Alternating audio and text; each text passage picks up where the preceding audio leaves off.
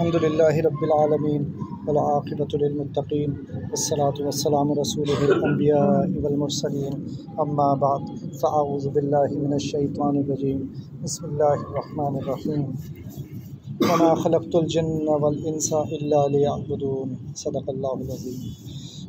अल्लाह सुब्हानहु व तआला सूरह ज़ारियात की इस आयत में फ़रमाते हैं कि हमने इंसानों और जिन्नों को सिर्फ़ एक मकसद के लिए पैदा किया। आयत का मफ़हूम है सिर्फ़ एक मकसद के लिए पैदा किया और वो है इबादत। तो वो इबादत क्या है? वो इबादत हमें इस तरह समझ आएगी जब हम अपनी ज़िंदगी में गौर व फ़िक्र करेंगे कि अल्लाह सुब्हानहु व तआला हमें जब कोई हुक्म देते हैं तो वो किन किन सूरतों में आता है हुक्म हमारे पास। तो एक सूरत उसकी ये होती है कि नमाज़ पढ़नी है, ये हुक्म आ गया। एक सूरत ये होती है रोज़ा रखना है, इसी तरह झूठ नहीं बोलना, नज़रों को नीचे रखना है जहाँ पे नज़रें नीचे रखनी चाहिए। और एक सूरत ये होती है कि नमाज़ नहीं पढ़नी, एक सूरत ये होती है कि रोज़ा नहीं रखना, तो ये भी अल्लाह ताला का हुक्म हो जाता है। तो अब इबादत है क्या? कहीं अल्लाह सुब्हानहु व तआला हुक्म दे रहे हैं करने का और कहीं हुक्म दे रहे हैं ना करने का। तो ये ना करने का हुक्म कब होता है? जैसे नमाज है तो हमने फ़जर की नमाज़ पढ़ ली, अल्लाह का हुक्म था। उसके बाद फ़जर के बाद जो वक्त शुरू हो गया, जब तक इशराक़ का वक्त शुरू नहीं होता, तो उस वक्त नमाज ना पढ़ने का हुक्म है। और इसी तरह फिर ज़वाल का वक्त आता है, इसी तरह मगरिब से पहले का वक्त है। तो 3 वक्त दिन में ऐसे आते हैं जब नमाज ना पढ़ने का हुक्म है, नमाज से रोक दिया अल्लाह सुब्हानहु व तआला ने। तो असल बात क्या हो गई कि अल्लाह का हुक्म क्या था? अल्लाह का हुक्म एक वक्त ये था कि 5 वक्त ये था कि नमाज़ पढ़नी है, 3 वक्त ये था कि नहीं पढ़नी। इसी तरह रोज़ों के बारे में है कि रमज़ान के रोज़े फ़र्ज़ किए, लेकिन साल में 5 दिन ऐसे भी आ गए जिनमें रोज़े रखने से मना फरमा दिया। जैसे ईद उल फ़ितर का रोज़ा है, ईद उल अज़हा का रोज़ा है, और इस ईद उल अज़हा वाले महीने के टोटल 4 दिन बनते हैं जिसमें रोज़ा रखने की ममानियत है। तो इस तरह ज़िंदगी में और भी बहुत सी चीज़ें हम देखेंगे जहाँ हमें पता चलेगा कि असल चीज़ जो है ना, वो इबादत किसको कहेंगे? इबादत इसको कहेंगे कि अल्लाह सुब्हानहु व तआला ने हुक्म क्या दिया है। जब वो हम जैसे ही वो हुक्म पूरा कर देंगे वो इबादत हो जाएगी। लिहाजा इंसान की 24 घंटे की ज़िंदगी जो है वो इबादत बन सकती है अगर वो अल्लाह सुब्हानहु व तआला के तमाम हुक्म पूरा करता रहे। मसलन ये कि वो रिज़्क़ हलाल के लिए कोशिश कर रहा है, वो चोरी चकारी नहीं कर रहा, धोखा नहीं दे रहा, किसी की ज़मीन पर कब्ज़ा नहीं कर रहा, लेकिन हलाल रिज़्क़ के लिए मेहनत कर रहा है। तो अब हलाल रिज़्क़ कमाना भी इबादत हो गया। अब अगर अल्लाह सुब्हानहु व तआला ने हुक्म दिया है कि इशा की नमाज़ पढ़नी है और ये भी हुक्म दिया है कि फ़जर की भी पढ़नी है, तो अब बीच में जो वक्त है उस वक्त तो वो सो रहा है, तो अब तो कोई इबादत का सवाब नहीं मिलना चाहिए। लेकिन हदीस में आता है कि जिसने नमाज़ पढ़ी इशा की जमात के साथ और फ़जर की जमात के साथ पढ़ी, तो फिर उसका सोना भी इबादत हो गया। तो कहने का मकसद ये है कि अल्लाह सुब्हानहु व तआला ने हमारी पूरी ज़िंदगी को इबादत बना दिया है और हमारी पूरी ज़िंदगी जन्नत में आला तरीन दर्जे हासिल करने का ज़रिया बन सकती है। तो ये समझना कि सिर्फ़ मस्जिद में इबादत है, बाकी ज़िंदगी अपनी मर्ज़ी से गुजार सकते हैं, ये अपने आप को धोखा देने वाली बात है। आपकी पूरी ज़िंदगी अल्लाह सुब्हानहु व तआला की इबादत में गुज़रेगी अगर आप समझ जाएँ कि ज़िंदगी कैसे गुजारनी चाहिए, अपनी नीयत को ठीक कर लें। तो ये जो तमाम अहकाम अल्लाह सुब्हानहु व तआला ने हम पर नाज़िल फ़रमाए, उनमें से बड़े बड़े तो यही हैं कि रोज़ा, नमाज, रोज़ा, हज, ज़कात वग़ैरह, और अल्लाह पर ईमान लाना, अल्लाह के नबियों सल्लल्लाहु अलैहि वसल्लम उन पर ईमान लाना और फ़रिश्तों पर ईमान, ये तो बड़े बड़े हुक्म हैं। लेकिन ये कि इन सब में ईमान के बाद सबसे बड़ा हुक्म कौन सा है? ईमान के बाद सबसे बड़ा वो हुक्म है जिसके बारे में सबसे पहले पूछा जाएगा, और वो है नमाज। इसलिए उसके बारे में सबसे पहले पूछा जाएगा। तो अगर हम ये देखें कि हमारी ज़िंदगी में जो सबसे अहम चीज़ है वो क्या है, तो जब अल्लाह सुब्हानहु व तआला ने हमें पैदा नहीं किया था लेकिन हमारी तमाम रूहों को एक जगह जमा करके और पूछा था, अलस्तु बिरब्बिकुम, ये भी कुरान शरीफ में अल्लाह सुब्हानहु व तआला ने हम सबको एक जगह जमा करके पूछा था हमारी रूहों को कि क्या मैं तुम्हारा रब नहीं हूँ? अलस्तु बिरब्बिकुम।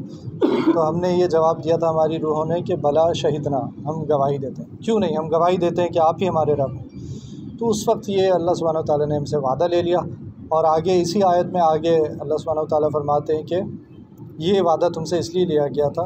आयत का मफ़हूम है कि कहीं बाद में ये ना कह दो कि हमें तो मालूम ही नहीं था। तो अब अल्लाह ताला ने हमसे एक वादा भी ले लिया है, और इसीलिए हमारे दिल में एक जुर्म का एहसास होता है। अगर हम नमाज़ नहीं पढ़ते या कोई भी गलत काम करते हैं तो हमारा ज़मीर हमें रोकता है उसी वादे की वजह से। तो सबसे पहला, अभी हम पैदा भी नहीं हुए तो अल्लाह सुब्हानहू व तआला ने हमसे एक सवाल पूछ लिया, और जब हमने रब मान लिया तो अब रब के अहकाम पर अमल करना अपने ऊपर फ़र्ज़ भी कर लिया। अब अगर हम दुनिया में आते हैं और फिर उस पर अमल नहीं करते तो फिर अल्लाह ताला हमसे पूछेंगे।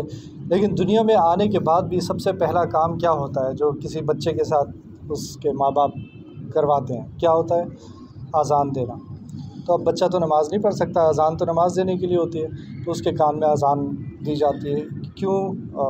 इसकी हिकमत एक ही समझ आती है कि अब वो जब दुनिया में आ गया तो वो जो उसका मकसद है जो आयत में बताया गया, वमा खलक़तुल जिन्ना वल इंसा इल्ला लियअबुदून, तो उस मकसद की तरफ उसे पहले ही बता दिया कि ये काम है जो तुम करने के लिए दुनिया में आए हो।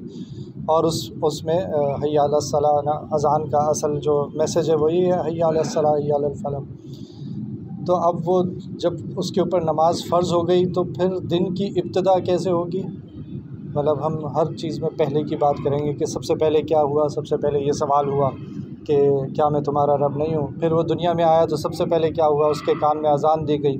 फिर जब वो नमाज़ पढ़ने के काबिल हो गया तो उसके दिन का पहला काम क्या होता है कि वो फ़जर की नमाज़ पढ़ता है। दिन की इब्तिदा ही नमाज से होती है। फिर जब वो कब्र में चला जाएगा तो सबसे पहले उससे क्या पूछा जाएगा? मन रब्बुका, तुम्हारा रब कौन है? मन नबियुका, तुम्हारा नबी कौन है? और मा दीनु का, तुम्हारा दीन क्या है? तो फिर ये सवालात होंगे। तो वो जब पैदा करने से पहले एक सवाल किया गया था कि अलस्तु बिरब्बिकुम, मरने के बाद उसी सवाल को दूसरे तरीक़े से दोहराया जाएगा, मन रब्बुका, तुम्हारा रब कौन है? तो अब जिसने अपनी ज़िंदगी रब के बताए हुए तरीक़े पर गुजारी होगी वो तो इस सवाल का जवाब आसानी से दे देगा। लेकिन जिसने ज़िंदगी अपनी गुनाहों में गुजारी होगी फिर उसके लिए ज़ाहिर है फिर मुश्किल हो जाएगी। तो नबी करीम सल्लल्लाहु अलैहि वसल्लम, नमाज की इतनी अहमियत है। नबी सल्लल्लाहु अलैहि वसल्लम जब मदीना शरीफ हिजरत कर रहे थे और मदीना शरीफ के करीब पहुंच गए तो यानी 4-5 दिन का जो सफ़र था बाकी का, जो मदीना शरीफ के करीब पहुंचने, उसमें 3 मस्जिदें बनाई हैं। मस्जिद कुबा, दूसरी का मुझे नाम याद नहीं, लेकिन मस्जिद कुबा और दूसरी मस्जिद और मस्जिद नबवी, 3 मस्जिदें 4-5 रिवायात में आता है 4-5 दिन के अंदर 3 मस्जिदें बनाई। ये यानी अपने घर की फ़िक्र नहीं है। इसी तरह हज़रत आदम अलैहिस्सलाम भी जब दुनिया में आए थे तो काबे की पहली तामीर हज़रत आदम अलैहिस्सलाम ने की थी। तो पहली इमारत जो दुनिया में बनी थी वो भी इबादत के लिए बनाई गई। फिर नबी सल्लल्लाहु अलैहि वसल्लम जब मदीना शरीफ पहुँचे तो 3 मसाजिद की तामीर फरमाई।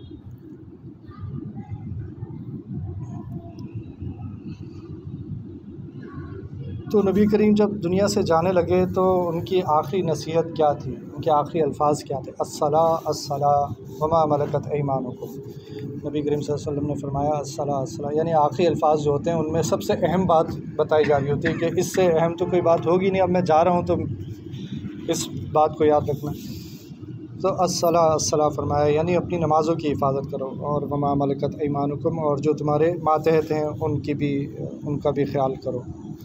तो इतनी ज़्यादा नमाज की अहमियत है। फिर ये कि हदीस में आता है कि जब जो पहला सवाल रोज़े आखिरत किया जाएगा वो यही होगा, नमाज के बारे में किया जाएगा। तो हदीस में आगे आता है कि जिसकी नमाज़ें ठीक निकली उसके आगे के सारे मामला ठीक हो जाएंगे।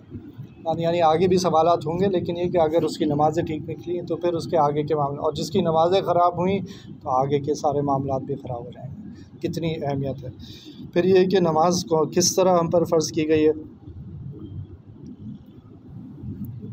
कि सूरा कुरान शरीफ में आता है हत्ता वअबुद रब्बका हत्ता यातियकल यकीन, अपने रब की इबादत करते रहो यहाँ तक कि तुम्हें मौत आ जाए। तो शुरू से आखिर तक इबादत की इतनी अहमियत है कि फिर फरमा दिया कि हत्ता यातियकल यकीन। तो इक़ामतुस्सलाह है क्या, जो कुरान शरीफ में जगह जगह फरमाया अक़ीमुस्सलाह व आतुज़्ज़काह वरकऊ मअर राकिईन। अल्लाह ताला ने बार बार हमसे इस बात का हुक्म फरमाया अक़ीमुस्सलाह व आतुज़्ज़काह। तो इक़ामतुस्सलाह क्या है? और उलमा फरमाते हैं कि नमाज कायम करने का के लिए जो सबसे बड़ी चीज़ है वो ये है कि मस्जिद में नमाज़ पढ़ी जाए। आप घर में भी पढ़ सकते हैं, नमाज अदा भी हो जाएगी, लेकिन बहुत से उलमा फरमाते हैं कि मस्जिद में पढ़ना वाजिब है।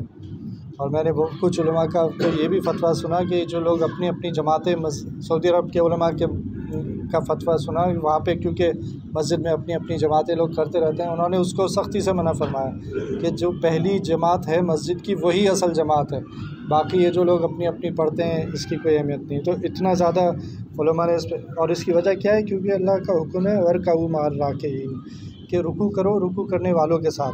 तो अब जो घर में पढ़ रहा होता है वो तो अकेला ही रुकू कर रहा होता है। तो क्योंकि अल्लाह सुब्हानहू व तआला ने इस तरह फरमाया वरकऊ मार राकिईन, तो फिर बहुत से उलमा के नज़दीक नमाज जो है वो वाजिब है मस्जिद के अंदर।